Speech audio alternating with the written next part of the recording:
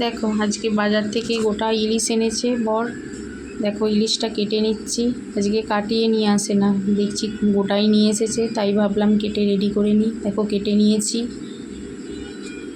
দেখো এবার লবণ আর হলুদ কিছুটা মাখিয়ে নিচ্ছি। আজকে আর সব ইলিশটা করব না, কিছুটা মেখে রেখে দেবো ফ্রিজে, আর কিছুটা অর্ধেকটা করব, অর্ধেকটা থাক রান্না হবে। দেখো এদিকে বেগুন কেটে নিয়েছি, আলু কেটে নিয়েছি। আজকে বেগুন আলু দিয়ে ইলিশ মাছের পাতলা ঝোল হবে, সর্ষে বাটা দিয়ে, কাঁচা লঙ্কা দিয়ে। দেখো এবার বেগুনটা আলুটা একসাথে লবণ আর হলুদটা মেখে নিচ্ছি। মাছটাতেও লবণ হলুদ মেখে রেখেছি। কড়াই গরম হয়ে গেছে, এবার সরিষার তেল দিয়ে দিলাম, দিয়ে ইলিশ মাছটা ভেজে নেব, দিয়ে হালকা করে ভেজে নেবো। এদিকে দেখো সর্ষে, কালো সরিষা আর সাদা সরিষা ভিজিয়ে রেখেছি পেস্ট করার জন্য। দেখো কাঁচা লঙ্কা আর সরিষার পেস্টটা করে নেবো, মিক্সারে পেস্ট করব আজকে। আর কাঁচা লঙ্কার জন্য আর বাটছি না শিলে। দেখো মাছটা ভাজাই হয়ে গেছে, হাফ প্রায় অর্ধেক, একদিকটা হয়ে গেছে আর একদিকটা উল্টে দিচ্ছি। মাছটা কিন্তু ডিম ছিল, দেখো বেশি বড় নয়, তবু কিন্তু ডিম ছিল। দেখো এবার মাছটা ভাজা হয়ে গেছে, বেগুনটাও দিয়ে দিলাম। আমি একটু অল্প তেলেই রান্না করি, বেশি তেল দিই না।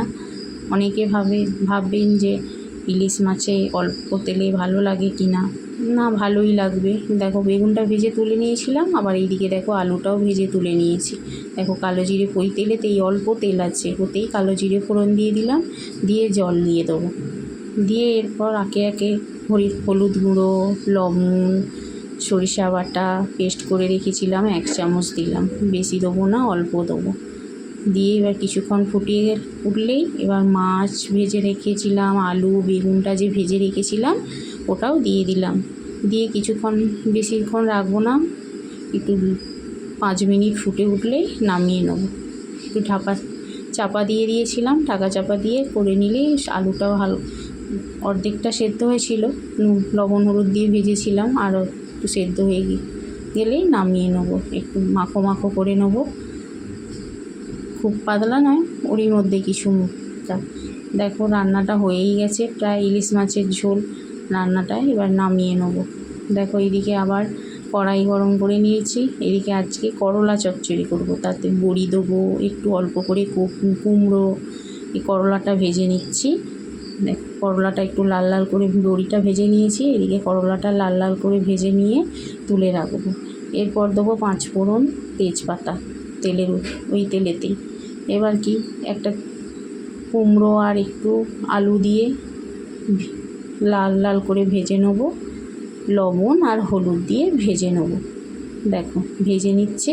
এবার ওতে ওই আগে সরিষাটা বেটে রেখেছিলাম আর লঙ্কা গুঁড়ো দিলাম, ওতে কাঁচা লঙ্কা দেওয়া আছে যেহেতু, আর একটু জিরে গুঁড়ো দিয়ে দিলাম পেস্ট। এবার ওতে একটু কষিয়ে নিয়ে এবার ওই করলা আর বড়িটা দিয়েছিলাম, ওটাও সেদ্ধ হয়ে গেছে। দেখো আমার রান্না হয়ে গেছে করলার তরকারি। এবার কড়াইতে শুকনো লঙ্কা ফোড়ন, তেল দিয়ে আর পেঁয়াজটা লাল লাল করে ভেজে নেব। দিয়ে একটু আজকে কলমি শাক ভাজবো, লম্বা লম্বা কলমি শাক, এইগুলো দেশের নাকি কলমি শাক, এরকম লম্বা লম্বা, ওই জন্য পেঁয়াজটা লাল লাল করে ভেজে নিলাম। দেখো শাকটা হালকা করে লবণ আর হলুদ দিয়ে ভাপিয়ে নিয়েছিলাম। এখন বর্ষাকালের শাক তো একটু ভাপিয়ে নিই, ভাপিয়ে জলটা ফেলে দিয়ে তারপর দেখো এবার শাকটা একটু চাপা দিয়ে সেদ্ধ করে নেবো। রেডি হয়ে গেল আমার ইলিশ মাছের তরকারি, করলার তরকারি আর